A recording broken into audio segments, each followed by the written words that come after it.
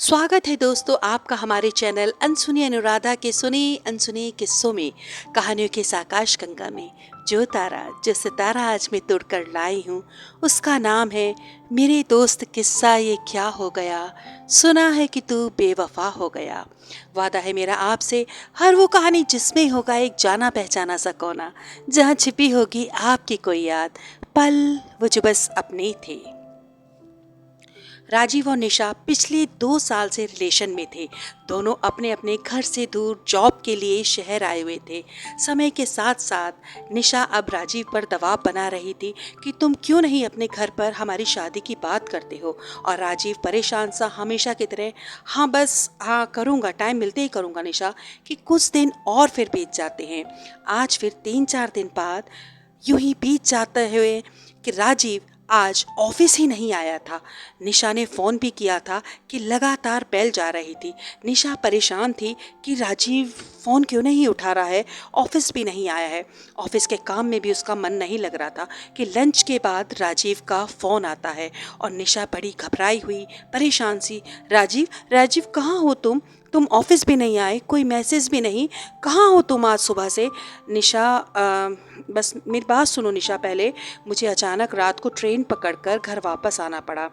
घर घर पर चले गए तुम? हाँ, पापा की तबीयत ठीक नहीं है, उनको हॉस्पिटल में एडमिट कराया है, माइनर अटैक आया है। माँ बहुत घबरा रही थी, बस उनका फ़ोन सुनते ही मुझे कुछ समझ में नहीं आया और मैं सीधा घर आ गया।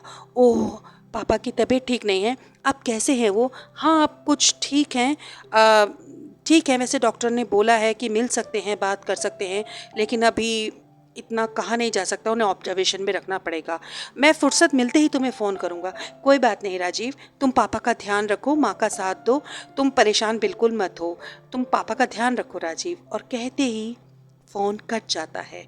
आज 1 महीना हो गया था। निशा परेशान थी कि ठीक से राजीव से बात जो नहीं हो पा रही थी।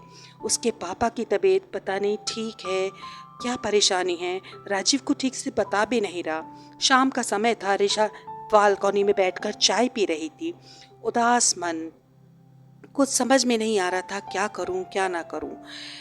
राजीव का फ़ोन, कोई मैसेज, कुछ खास समझ में नहीं आ रहा था क्या करूं कि अचानक ही उसकी फ्रेंड प्रिया का फ़ोन आता है। क्या कर रही हो निशा? तुम बताओ, इतने दिनों बाद। प्रिया, कहाँ से? मैं, हाँ तुम बताओ निशा कैसी हो? बस मैं ठीक हूँ, और तुम बताओ कैसी हो, क्या चल रहा है लाइफ में? बस वही बिजी लाइफ, भाग दौड़ ये सब। लेकिन हाँ, हम कुछ फ्रेंड्स यहाँ पर मनाली में आए हुए हैं। पता नहीं मुझे यहाँ आने के बाद तुम्हारी याद क्यों आई। निशा, अगर तुम्हें फुर्सत हो तो तुम भी हमें ज्वाइन करो ना।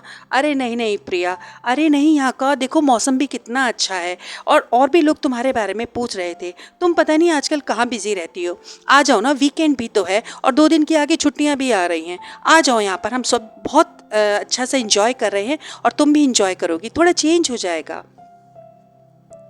निशा प्रिया के बार बार जिद करने पर आज रात की बस ले मनाली के लिए निकल जाती है।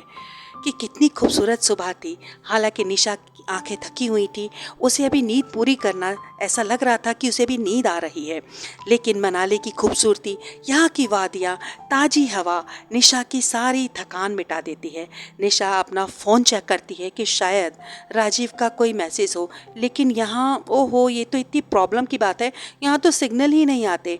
निशा, प्रिया और सारे दोस्त इन वादियों का आनंद ले रहे थे, इंजॉय कर रहे थे।